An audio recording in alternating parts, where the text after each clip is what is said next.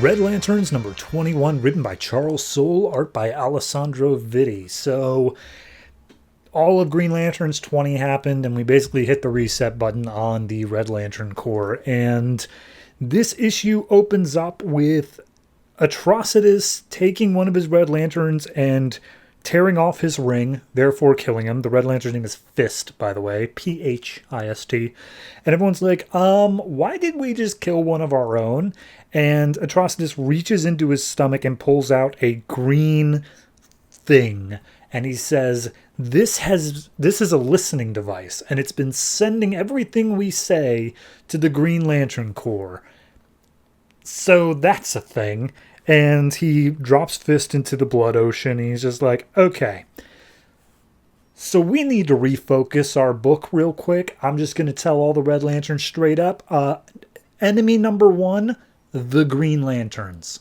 They suck, and we're going to go after them. But first, we need to pump up our numbers. Got it? And everyone's like, yep, sounds good to me. So then we go over to Oa, where Hal is talking to Guy.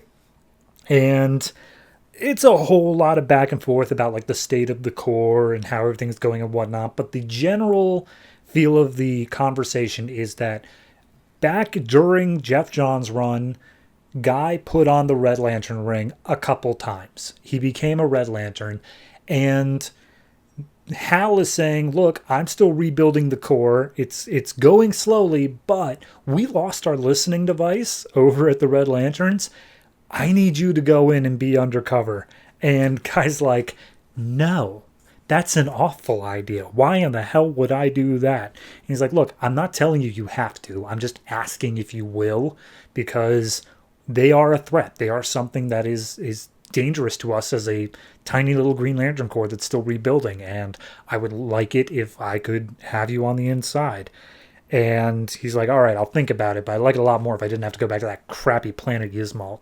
Meanwhile, on Yzmalt, everyone is bathing in the blood ocean, and apparently they're using the ocean to make more rings, and he's only able to make 10 right now, and Bleez is like, seriously? That's bolstering our numbers? It's just 10 more rings? And Atrocitus is like, but it's exponential.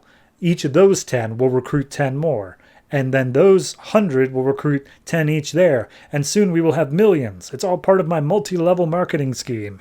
And Bleez is like, wow, that is evil. Okay. So then Atrocitus says, all right, well, while we're waiting for them to show up, Rancor, the human one, who can make constructs. And he's like, yeah, boss. He's like, we're all going to share your blood so that we can have your constructs.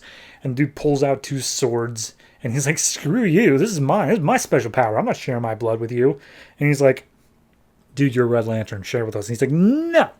So they start fighting.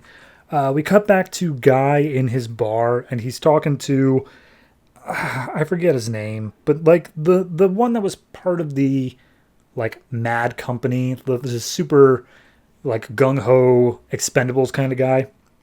And he's just like, oh, hey, like, yeah, Hal asked me to join the Red Lanterns. Ain't that crazy? And he's like, well, I mean, Hal trusts you. You're part of his inner circle. Like, a guy like me, he doesn't know. He doesn't trust. You're probably the only one that Hal could trust to do it. And there's a little joke in here about, like, oh, well, let me make you a drink. It won't have any tiny pink umbrellas in it. I wouldn't even let that in my bar. And then they say, no offense, Lantern Swixel, who is a tiny little umbrella Green Lantern. So I don't know why that was there, but it was funny. So at that point, he's like, that's why. Guy basically says, like, that's why I'm going back to the Reds. And he's saying, I'm doing it for, not for Hal, not for the Corps, but for the Michelada, which is the drink he made. And he's like, the guy he's talking to is like, what do you mean? And he's like, I'll explain later. So we see that Atrocitus is called a ceasefire on Rancor. And he's like, all right, fine, keep your damn constructs. Like, we don't need them, I guess. But we are going to get them one of these days. And at that point, there's like, all right, we still got to wait for the rings to return. So I guess, who's up for Parcheesi? And then Guy shows up and he's like, hey, I want in. And he comments on how miserable this place looks, even more so than usual, in that, like, Dexter looks emaciated and everyone else looks like they're half dead. And Atrocitus is like, what are you doing here, man? He's like, what do you mean? Once a Red Lantern, always a Red Lantern, right? He's like, yeah, but no. Like, you're a Green Lantern. Get out of here. And he's like, okay, look, I get it. Here's the thing, though. I'm tired of the Green Lantern Corps. Like, all that crap they just did, the Guardians and whatnot, screw them. I'm here to give you blueprints to Oa. Here you go. Here's all of them. And he's like, it's pretty interesting. I'm hearing you out. And you know what? Here's a ring. You can have it. If I were stupid. And then he proceeds to attack Guy Gardner. And they just get into this big-ass fight. Apparently, the Red Lantern energy drains the energy of Green Lanterns, like remarkably so. Wasn't aware of that, but he's quickly dropping in battery power. And Guy has this internal monologue running of he's like, you want to know what makes me angry? Here's what makes me angry. It's all this crap that I dealt with when I was a cop. It's like all this crap that I like see and I can't do anything about. He lists off like a whole bunch of stuff here of, let me see if I can find it real quick. He lists off a whole bunch of stuff of like the dead mom and the drunk dad and the way that the first thing made the second, broken trust and people who refuse to see how good they've got it, and just says like pretty much everything just pisses me off, makes me angry. And so he launches an attack back at Atrocitus and he manages to get him to the ground. His ring is almost out of power, and he reaches down and rips off Atrocitus's ring, therefore nearly killing him. But Dexter comes in and gives like a protective bubble and takes Atrocitus away.